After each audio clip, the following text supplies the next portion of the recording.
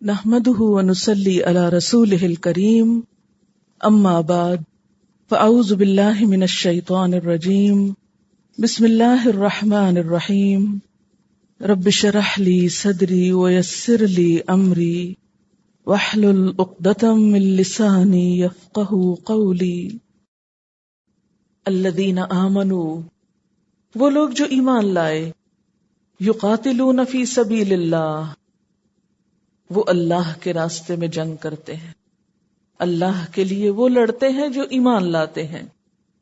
اور اس کے برعکس والذین کفروا، وہ لوگ جنہوں نے کفر کیا، یقاتلون فی سبیل الطاغوت، وہ طاغوت کے راستے میں جنگ کرتے ہیں۔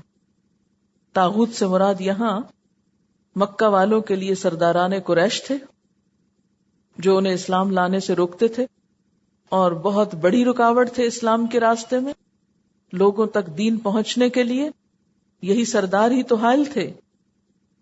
اور اسی طرح یہود کے سردار، تو الذین آمنوا، ایمان والوں کی جنگ، یقاتلون فی سبیل اللہ، اللہ کے راستے میں ہوتی، اور اس کے برعکس کفر کی جنگ، کافروں کی جنگ طاغوت کے راستے میں ہوتی، شیطان کے لیے، اپنے لیڈرز کے لیے، اپنے قومی مفادات کے لیے۔ فقاتلوا اولیاء الشیطان، جنگ کرو شیطان کے ساتھیوں سے، ان کید الشیطان کان ضعیفا، بے شک شیطان کی چال بہت کمزور ہے، اس سے مت ڈرو۔ اب دیکھیں کہ شیطان کی چال بہت کمزور ہے، تو شیطان کی چال کا مقابلہ کرنے کے لیے انسان کے پاس کیا ہونا چاہیے؟ ایمان۔ اگر ہمارے اندر قوت ہوگی تو پھر، کیونکہ اللہ تعالیٰ کا وعدہ ان عبادی لیس لک علیہم سلطان، میرے بندے ان پر تیرا کوئی زور نہیں چلے گا۔ تو جب ایمان ہوگا اندر تو شیطان کچھ نہیں بگاڑ سکتا۔ پھر کیا بات کہی جا رہی؟ کیریکٹر بلڈنگ، اندر سے مضبوط ہو، اپنا آپ سنوارو، اپنی صفوں میں اتحاد پیدا کرو۔ اور یہاں جو خاص طور پر فی سبیل اللہ کی بات ہے، یہ بہت اہم ہے، کیونکہ بسا اوقات ہم قومی مفادات کے لیے، شخصی مفادات کے لیے اور دنیاوی اغراض کے لیے جنگیں کرتے ہیں اور نام لگا دیتے ہیں دین کا۔ ہمیں ایک پیس آف لینڈ چاہیے، ہمیں کوئی دنیا کے ریسورسز چاہیے اور نہ جانے کیا چاہیے، اور ہم کہتے ہیں چونکہ ہم کلمہ پڑھ رہے ہیں اس لیے خود بخود ہماری جنگ اللہ کے راستے میں ہوگی۔ ایسا نہیں ہوا کرتا۔ مومن اللہ کے نام کے سوا کسی اور نام کے نیچے نہیں لڑتا۔ الذین آمنوا، ایمان والے کیسے لڑتے ہیں؟ یقاتلون فی سبیل اللہ، صرف اللہ کی خاطر جنگ کرتے ہیں، جغرافیائی اور قومی مفادات کے لیے نہیں، اللہ کے دین کے لیے۔ اچھا، اللہ کے دین کے لیے کیسے ہوتی؟ یہ بالکل ایسے ہی نا کہ جب آپ اللہ کا دین کیا، اللہ کا راستہ، جیسے صراط مستقیم کو وے آف لائف اور اسلامک لائف سٹائل آپ کو بتایا گیا تھا، جب آپ اس پہ چلنا شروع کرتے ہیں تو آگے سے رکاوٹیں آنے لگتی، بیریئر آنے لگتے ہیں۔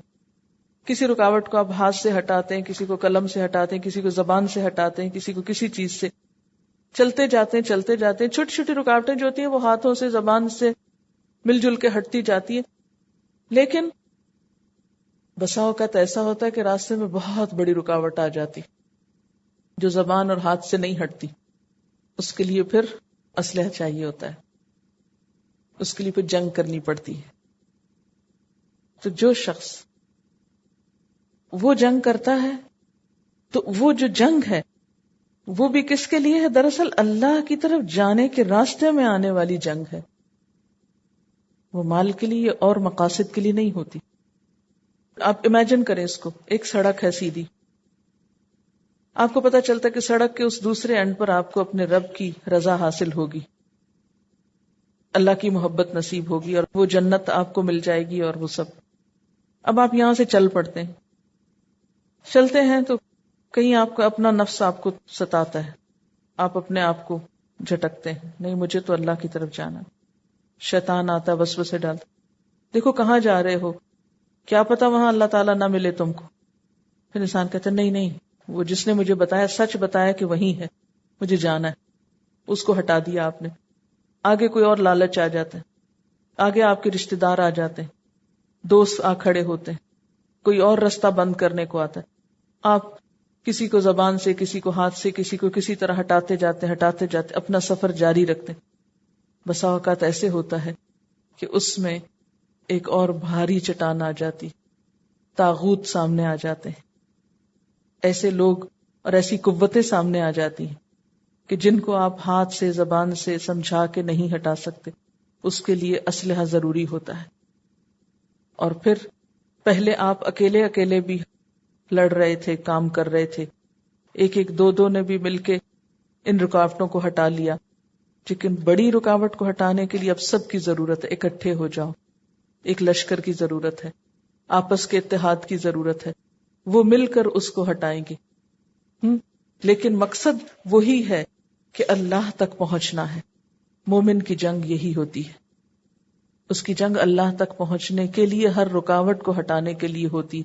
خواہ وہ اپنے آپ سے لڑے، خواہ وہ اپنے رشتہ داروں سے، خواہ وہ دوستوں سے، خواہ وہ معاشرے کے رسم و رواج اور قاعدوں سے، یا کسی بھی اور چیز سے، یا پھر دشمن سے، حتیٰ کہ وہ اپنی منزل تک پہنچ جاتا ہے. تو الذین آمنوا یقاتلون فی سبیل اللہ، جو لوگ ایمان لاتے ہیں وہ اللہ کے راستے میں جنگ کیا کرتے ہیں. اس کے بارے میں کچھ احادیث بھی ہیں.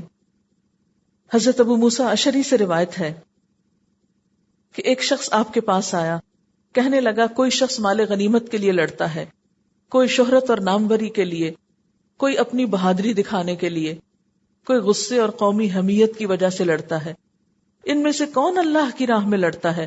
آپ نے فرمایا اللہ کی راہ میں لڑنے والا صرف وہ ہے جس کا مقصد یہ ہو کہ اس سے اللہ کا کلمہ بلند ہو، یعنی اللہ کا نام بلند ہو. حضرت ابو ہریرہ رضی اللہ تعالیٰ عنہ کہتے ہیں کہ آپ صلی اللہ علیہ وسلم نے فرمایا جو شخص اس حال میں مرے کہ نہ اس نے اللہ کے راستے میں جنگ کی، نہ ہی کبھی اس کے دل میں اس کا خیال گزرا، خیال ہی نہیں کبھی آیا زندگی بھر، تو اس کی موت نفاق کی ایک شاخ پر ہوگی. یعنی قیامت تک جاری رہے گا یہ سلسلہ، اور اس کے لیے سوچنا بھی نہیں. یہ دراصل منافقت کی ایک نشانی. حضرت ابو سعید خدری کہتے ہیں کہ آپ صلی اللہ علیہ وسلم سے پوچھا گیا کہ لوگوں میں سب سے افضل کون ہے؟ فرمایا جو اللہ کی راہ میں اپنی جان اور مال سے جہاد کرے. حضرت ابو ہریرہ رضی اللہ تعالیٰ عنہ کہتے ہیں کہ آپ صلی اللہ علیہ وسلم نے فرمایا اگر میری امت پہ یہ بات گراں بار نہ ہوتی تو میں کسی لشکر سے پیچھے نہ رہتا، اور میں تو یہ چاہتا ہوں کہ میں اللہ کی راہ میں مارا جاؤں، پھر زندہ کیا جاؤں، پھر مارا جاؤں، پھر زندہ کیا جاؤں.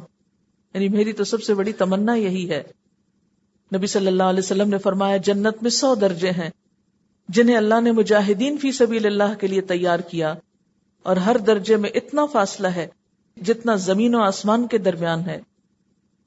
نبی صلی اللہ علیہ وسلم نے فرمایا جس بندے کے قدم اللہ کی راہ میں غبار آلود ہوں تو یہ نہیں ہو سکتا کہ پھر اسے آگ چھوئے.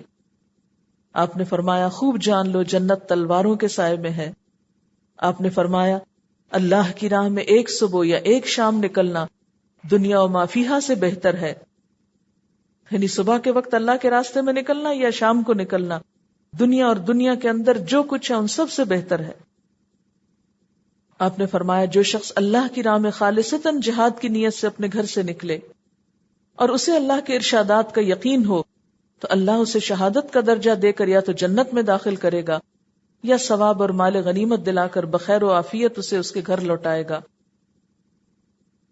پھر آپ یاد رکھیے کہ میدان جنگ میں نکلنے سے پہلے تیاری کی ضرورت ہوتی ہے.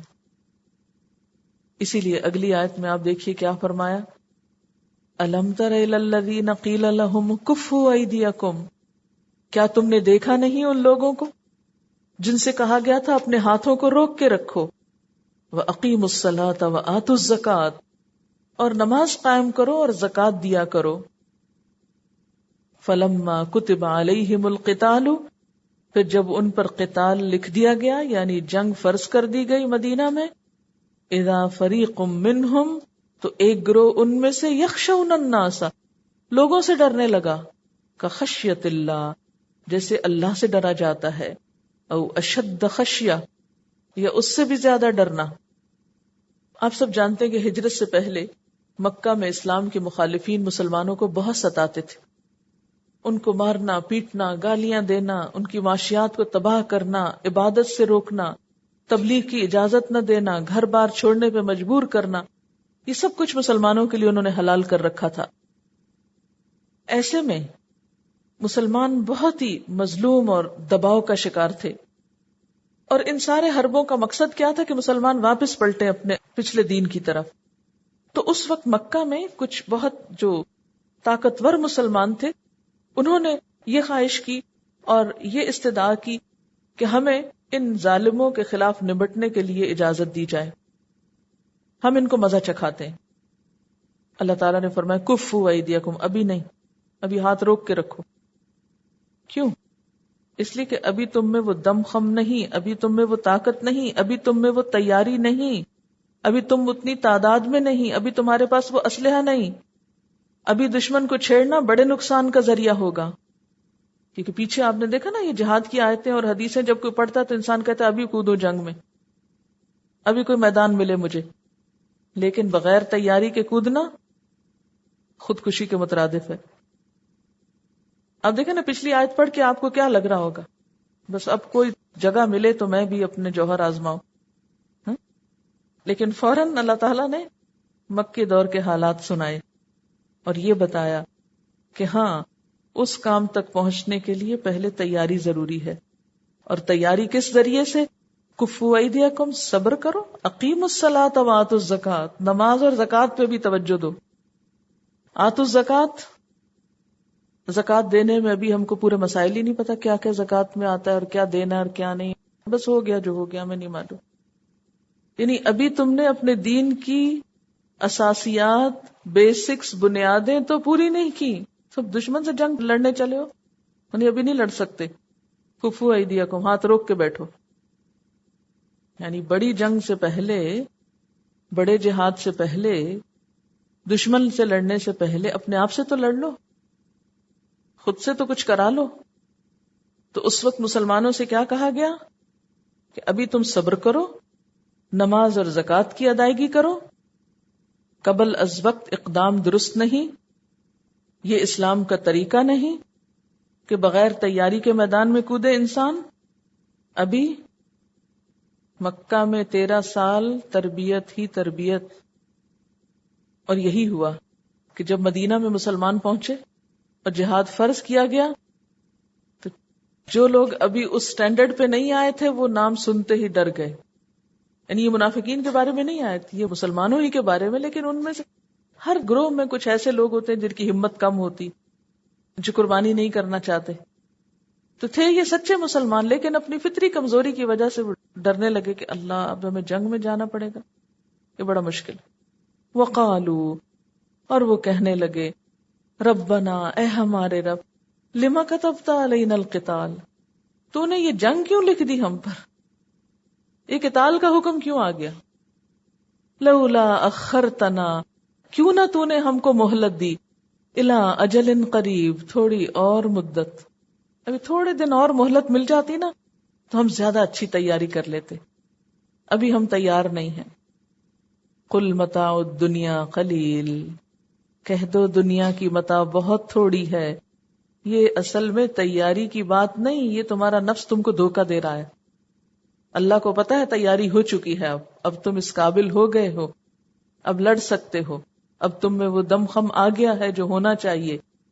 اب بات کچھ اور ہے جس کو تم تیاری کا نام دے رہے ہو، بات یہ ہے کہ تمہیں دنیا سے تھوڑی محبت ہے اب بھی۔ تو ان کو بتاؤ کہ دنیا جو ہے، کل متاع الدنیا، ان کو بتاؤ کہ دنیا کے فائدے اور دنیا کے سامان یہ تو بہت تھوڑی چیز ہے۔ اچھا، یہ جو پیچھے تھا نا الذین آمنوا یقاتلون فی سبیل اللہ، اس میں آپ دیکھیں کہ آج کل اگر دیکھا جائے تو جنگ کس لیے کی جاتی؟ مصنوعات کے لیے، خام مال فراہم کرنے کے لیے، یعنی مختلف ملک فتح کیے جاتے ہیں تاکہ وہاں لوگوں کو اپنے تسلط میں لا کے ان ملکوں سے را مٹیریل لے کے ان سے پھر دوسری پروڈکٹس تیار کر کے پھر خوب مال کمایا جائے۔ تو بعض لوگ مال غنیمت کے لیے، دنیا کے ساز و سامان کے لیے جنگ کرتے ہیں، بعضوں کا جنگ کی جاتی ہے اقتدار حاصل کرنے کے لیے، کبھی اس لیے کی جاتی کہ ذاتی اور قومی برتری حاصل ہو، کبھی صرف ملکوں کو فتح کرنا، جیسے سکندر اعظم کا شوق کیا تھا؟ ساری دنیا فتح کر لو. بس شوق ہے ایک، لوگوں کو مصیبت میں ڈالا ہوا ہے.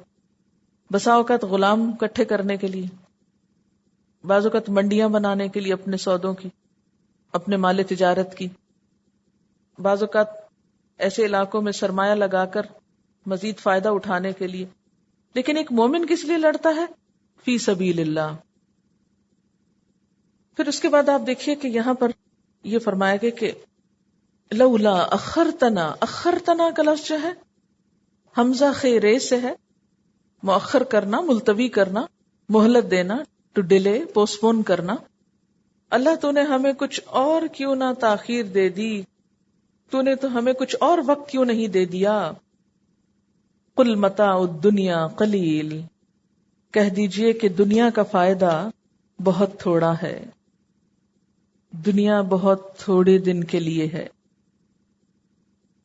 والآخرۃ خیر لمن اتقی، اور آخرت بہتر ہے، اچھی ہے، لیکن ہر ایک کے لیے نہیں. کس کے لیے؟ لمن اتقی، اس کے لیے جو تقوی اختیار کرے، جو اللہ سے ڈرے. ولا تظلمون فتیلا، اور تم نہ ظلم کیے جاؤ گے ایک دھاگے برابر بھی. اچھا، یہ جو کہا گیا کہ دنیا کا فائدہ تھوڑا ہے اور آخرت بہتر ہے، تو اگر اس کو تھوڑا سا دونوں کو کمپیئر کر لیا جائے، پہلی بات تو یہ کہ دنیا کی مدت کم ہے، آخرت کی مدت نہ ختم ہونے والی ہے.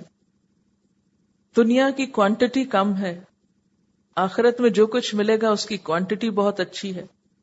دنیا میں جو کچھ پایا جاتا ہے اس کی کوالٹی کسی کام کی نہیں، آخرت میں جو کچھ ہے وہ اپنی کوالٹی کے اعتبار سے بہت بہتر ہے.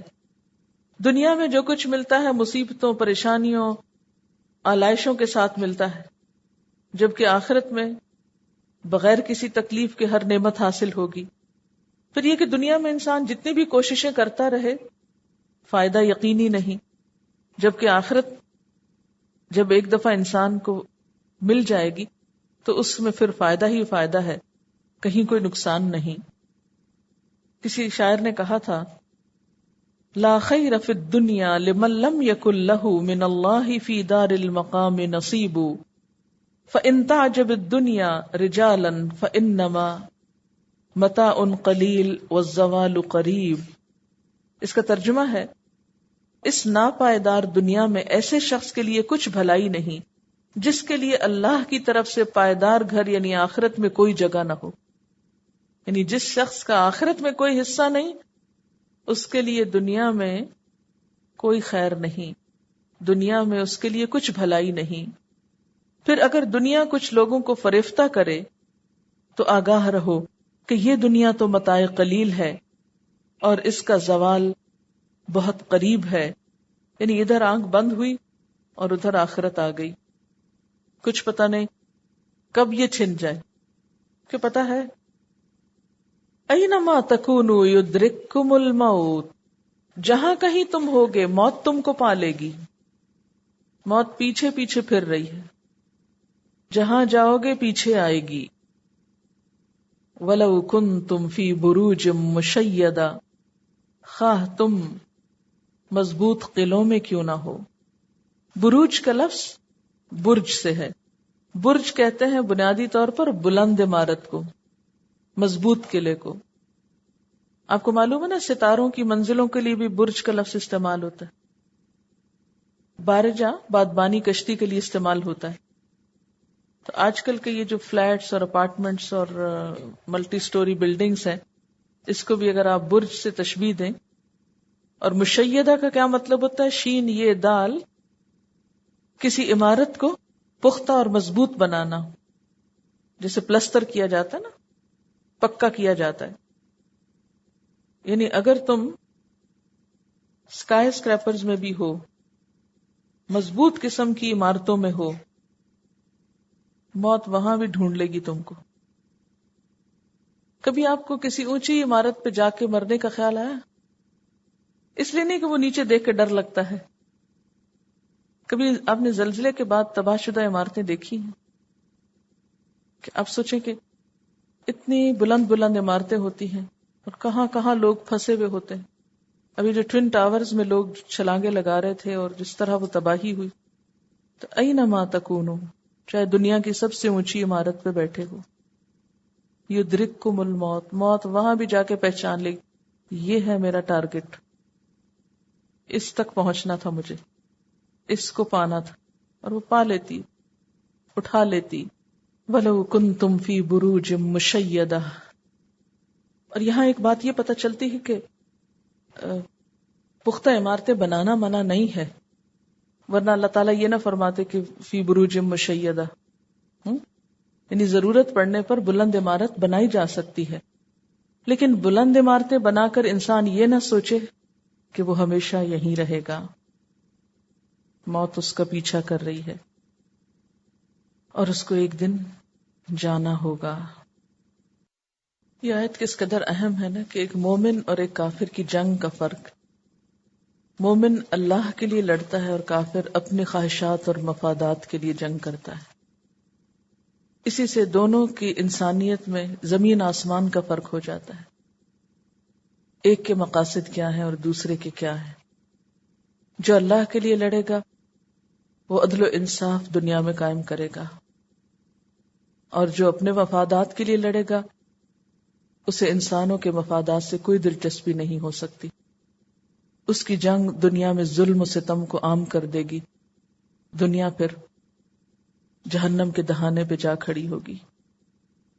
وَإِن تُصِبْهُمْ حَسَنَةٌ، اور اگر ان کو کوئی بھلائی پہنچتی ہے، یعنی ان لوگوں کو جو چاہتے ہیں کہ جنگ نہ ہو، اور یہاں مراد ہے منافقین، جب انہیں کوئی بھلائی پہنچتی ہے، یقولو، تو وہ کہتے ہیں، ہذہ من عند اللہ، یہ اللہ کی طرف سے ہے. وَإِن تُصِبْهُمْ سَيِّئَةٌ، اور اگر ان کو کوئی مصیبت آتی ہے، کوئی تکلیف پہنچتی ہے، یقولو ہذہ من عندک، کہتے ہیں یہ آپ کی وجہ سے ہے، آپ کی طرف سے ہے، یعنی حضور صلی اللہ علیہ وسلم کو بلیم کرتے ہیں کہ تمہارا دین اختیار کرنے کی وجہ سے آئی ہے. قل کل من عند اللہ، کہہ دیجئے سب اللہ ہی کی طرف سے ہوتا ہے، سب کچھ اسی کے اذن سے ہوتا ہے.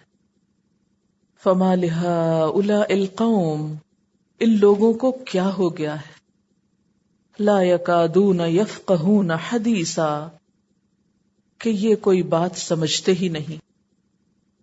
کیونکہ منافقین کی صفت شروع میں بتائی گئی کہ لا یشعرون، سورۃ المنافقون میں آتا ہے لا یفقہون، یہاں بھی کیا بتایا گیا، لا یکادون یفقہون حدیثا، کہ ان کو کوئی بات سمجھ میں نہیں آتی. حدیثہ سے مراد کوئی عام بات بھی ہو سکتی ہے اور اللہ کی بات بھی ہو سکتی ہے، کہ ان لوگوں کو اللہ کی کتاب قرآن کلام سمجھ میں نہیں آتا، اللہ کا حکم سمجھ میں ہی نہیں آتا.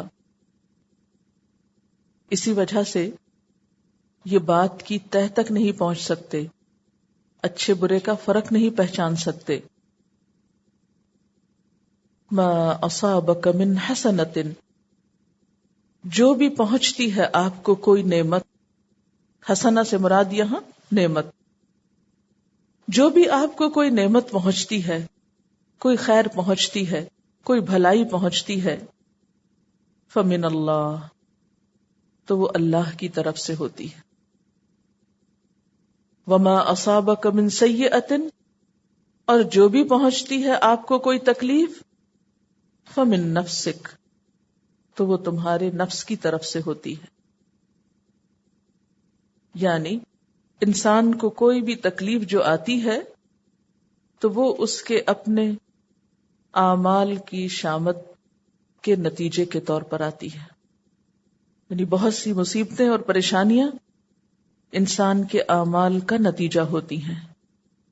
جیسے قرآن پاک میں آتا ہے سورۃ الشورى میں، وما اصابکم من مصیبت فبما کسبت ایدیکم ویعفو عن کثیر، اور جو بھی پہنچی تم کو کوئی مصیبت تو وہ بوجہ تمہارے ہاتھوں کی کمائی کے تھی، تم خود اس کا سبب تھے۔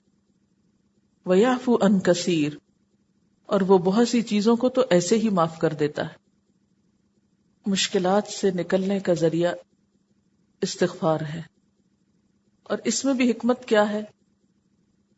کیونکہ انسان کے گناہوں کے نتیجے میں بسا اوقات مشکل آتی ہے، تو جب انسان استغفار کرتا ہے تو وہ چھٹنے لگتی، جیسے بادل آ گئے غم کے تو آپ استغفار کریں تو وہ چھٹ جائیں گے، کیونکہ اللہ تعالیٰ کی بسا اوقات ناراضگی ہوتی ہے۔ اور ایسے میں ہمیں استغفار کرنے کے ساتھ ساتھ اپنی خطاؤں، غلطیوں اور قصوروں کی طرف بھی نظر ڈالنی چاہیے کہ کہیں ہمارے اخلاق میں، ہمارے رویے میں، ہمارے معاملات میں، ہماری عبادات میں کوئی کوتاہی تو نہیں ہو رہی۔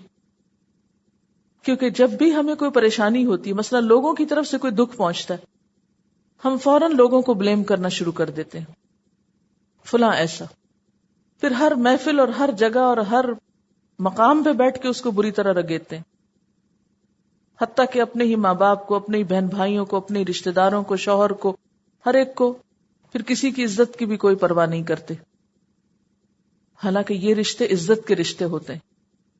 ان کی برائیاں بیان کرنا اپنی ہی عزت کو گنوانا ہوتا ہے، یہ بات بھی ایک یاد رکھیے۔ اس لیے ہر ایک سے ان رشتوں کی شکایت کبھی نہ کریں، چاہے کتنے ہی برے کیوں نہ ہوں۔ لیکن بسا اوقات جب ہمارے رشتہ دار ہم سے زیادتی کرتے ہیں تو ہم ان کو برا تو کہتے ہیں، مگر خود کبھی نہیں سوچتے کہ ہم نے کیا کیا، ہمارا بھی کوئی قصور ضرور ہوگا۔ لیکن شیطان ہمیں وہ دیکھنے نہیں دیتا، نہ اپنی غلطی دیکھنے دیتا ہے، نہ اعتراف کرنے دیتا ہے، نہ اس کی اصلاح کرنے دیتا ہے، ساری قوت اس پہ لگا دیتا ہے کہ دوسرے کو بلیم کرتے رہو اور ان کے خلاف اگل اگل کے خود ٹھنڈے ہوتے رہو۔ تو اس آیت سے کیا پتہ چلتا ہے کہ ٹھیک ہے، مشکل آتی، مصیبت آتی ہے، لیکن فمن نفسک، وہ تمہارے نفس کی طرف سے بھی ہو سکتی، اور اس کا ایک اور معنی یہ بھی نکلتا ہے کہ وہ تمہاری تقدیر میں تھی، فمن نفسک، تمہارے حصے میں لکھی ہوئی تھی، آ گئی۔ تو اب علاج کیا ہے؟ استغفار۔ یا اللہ جو کچھ بھی ہو گیا تو معاف کر دے، کیونکہ ہم واقعی اس قابل نہیں ہے کہ کوئی بوجھ اٹھا سکیں اور اللہ کی ناراضگی کا بوجھ اٹھا سکیں، اس کے تو ہم قابل ہو ہی نہیں سکتے۔ وَيَعْفُو عَنْ كَثِيرٍ، بہت سی باتوں سے تو ویسے ہی درگزر کر دیتا ہے۔ اگر انسان کو کوئی دکھ یا مصیبت آئے تو بسا اوقات اس کے شامت اعمال کا نتیجہ ہوتی، اور خوشی اور فائدے کی بات محض اللہ کا فضل اور احسان ہے۔ اچھا، یہ تکلیفیں کیا؟ مثلا کہیں دروازے میں ہاتھ آ گیا، کہیں ٹھوکر لگ گئی، کہیں کونی لگ گئی، کہیں کوئی چیز آ پڑی، چھوٹی چھوٹی چیزیں ہم کو دن رات میں جو تکلیفیں ہوتی رہتی، ایسے ہر دکھ اور تکلیف سوچا کریں ابھی میں نے کیا کیا تھا، اور الحمدللہ آپ نے دیکھا ہوگا کہ فوراً آپ کو یاد بھی آ جاتی۔ اچھا، یاد آنے پہ ہونا کیا چاہیے؟ استغفار شروع کر دے انسان کہ شکر اس سے بڑی نہیں اور اللہ نے بچا لیا، لیکن ہم استغفار نہیں کرتے، پھر کہتے نہیں نہیں یہ ایسے ہی تمہارے ذہن میں خیال آ رہا ہے، ایسے ہی ہوگی کوئی، ضروری تو نہیں کہ یہی وجہ، یہ تم کیوں وہم کر رہی ہو کہ فلاں گناہ کی وجہ سے یہ ہو گیا۔ نہیں، ضرور سوچا کریں اور اس پر پردہ ڈالنے کی بجائے، تعویل کرنے کی بجائے استغفار شروع کر دیا کریں، تو آپ دیکھیں گے کہ اس سے انسان کا درجہ اور اللہ کے قریب ہو جاتا ہے۔ لیکن ہم مصیبتوں اور تکلیفوں میں یہ سوچنا بھی نہیں چاہتے، کوئی کہے تو ہم اس کے دشمن ہو جائے، تم کون ہوتے مجھے کہنے والے۔ لیکن یہ توفیق بھی تو اللہ ہی دیتا ہے کہ ہم اپنی غلطی بھی مان جائیں کسی موقع پر، کیونکہ دنیا کا مشکل ترین کام اپنی غلطی تسلیم کرنا ہے۔ ہر وقت ہماری نگاہیں دوسروں کی طرف ہوتی کہ اور کیا، کون کر رہا ہے، کون کتنا گناہ گار ہے، کس نے کیا کیا، یہ سوچنے کی فرصت ہی نہیں کہ ہم خود کیا کرتے ہیں۔ تو جس دن ہماری نگاہ بدلی نا کہ لوگوں کی غلطیاں چننے کی بجائے اپنی چننے لگ گئے کہ ہمارا بھی تو کوئی قصور ہوگا، تو بہت سی چیزوں کی اصلاح ہو جائے گی۔ رہے دیکھتے اوروں کے عیب و ہنر، پڑی اپنے گناہوں پہ جب نظر تو نگاہ میں کوئی برا نہ رہا۔ جو لوگ ہر وقت دوسروں کے عیب ٹٹولتے رہتے ہیں، بالآخر ان کا انجام کیا ہوتا ہے کہ وہ اپنے ہی عیب ظاہر کرنے لگتے ہیں، ان کے اپنے ہی ظاہر ہو جاتے ہیں۔ وَأَرْسَلْنَاكَ لِلنَّاسِ رَسُولًا، اور ہم نے آپ کو رسول بنا کر بھیجا ہے. یعنی نبی صلی اللہ علیہ وسلم کا مقام کیا ہے کہ آپ لوگوں کو ہدایت کی راہ بتائیں. وَكَفَى بِاللَّهِ شَهِيدًا، اور کافی ہے اللہ گواہ، اللہ کی گواہی کافی ہے. کس پر؟ آپ کے رسول ہونے پر، یہ مانے یا نہ مانے. وآخر دعوانا ان الحمد للہ رب العالمین. سبحانک اللہم وبحمدک نشہد ان لا الہ الا انت نستغفرک ونتوب الیک. والسلام علیکم ورحمۃ اللہ وبرکاتہ.